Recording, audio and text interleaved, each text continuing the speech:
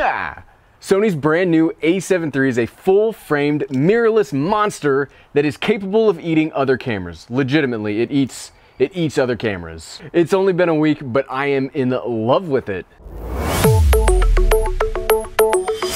What's up everyone, I'm the Everyday Dad. If I can figure it out, you can figure it out. This camera got so deep into my head, I was fully planning on selling it. It costs twice as much as the camera I was using to film all my videos, the Sony A7III. And I didn't necessarily want to invest this deeply into a camera. No kidding, I even wrote a script, filmed the A-roll, went out, filmed the B-roll of the video where I say, hey, it's great, but I'm actually getting rid of it. I actually did that. However, I'm sending it back.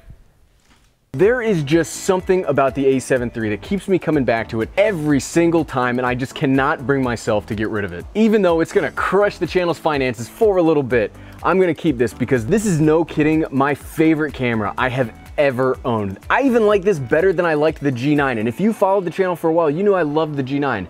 I like this more. There are far more detailed videos out there that cover the ins and outs of the A7 III, so I'm not gonna do that today. What I'm gonna do is I'm gonna do an update to my initial impressions video that I released last week, kind of talking about the things that I really like and the things that I don't like as much about the A7 III. First up, the negatives. The biggest negative I have about the A7 III is the screen is oriented the wrong way when you use polarized sunglasses. So I use sunglasses all the time and I either have to turn the camera or turn my head because you cannot see it with sunglasses on. I still don't like that it doesn't come with a battery charger. For what you're paying for the camera, it should come included with a battery charger, mainly because when you're charging it either with the micro USB or the USB-C, takes forever for the battery to charge. I really wish it came with a battery charger. And I also don't like that if you're gonna have a touchscreen, make it capable of picking stuff in the menus. This has a touchscreen, but the only thing the touchscreen's really good for is pulling focus. And that's cool. It's a really cool feature to have, and I really like it. Combined with slow motion, it's amazing shots, but just let me use the screen. Let me use the screen to change my settings. Please. Please. And I really don't like where the strap mounts are. If you see this, that's the microphone in, and it's always blocking my Rode wireless lavalier system when I try to plug it in. It's just a hassle. I wish they just moved it.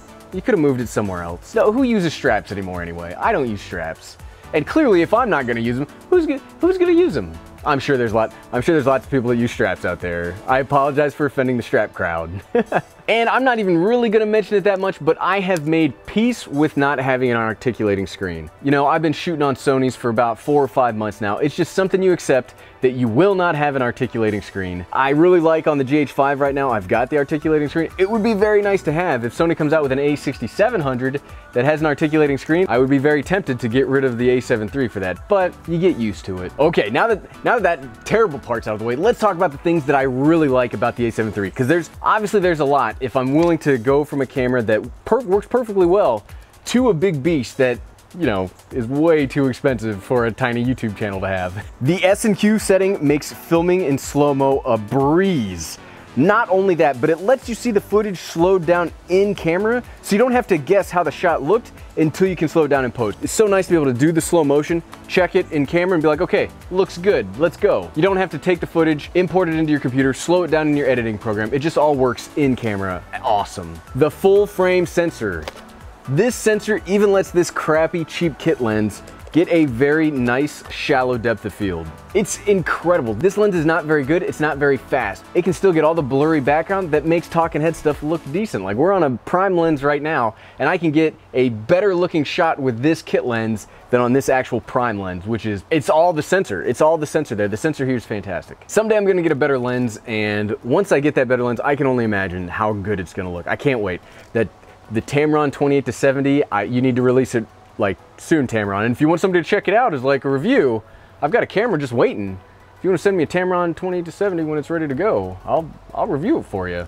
I'm just saying. I also like that it has both a microphone in and a headphone out. I rarely monitor my audio live, but when I do, it's a super useful function to have. You don't always have to do an audio test, 1, 2, 3, pull it out, check it. You can just monitor it straight from camera. If there's a theme here where you can do a lot of stuff straight from camera, and I really like that. Something else that I really like is the crop mode. This allows you to have the sensor crop in like using a smaller camera, and it allows you to use aps-c lenses. But It also lets you use full frame lenses cropped in, so you can get more out of your current lenses. It actually lets you take a prime lens and turn it into a zoom lens kinda, because you can get like a 25mm prime, hit the crop mode, and now it's like a 35mm prime. I think I did the math there right. It's just so much versatility and value baked into this body. It's awesome.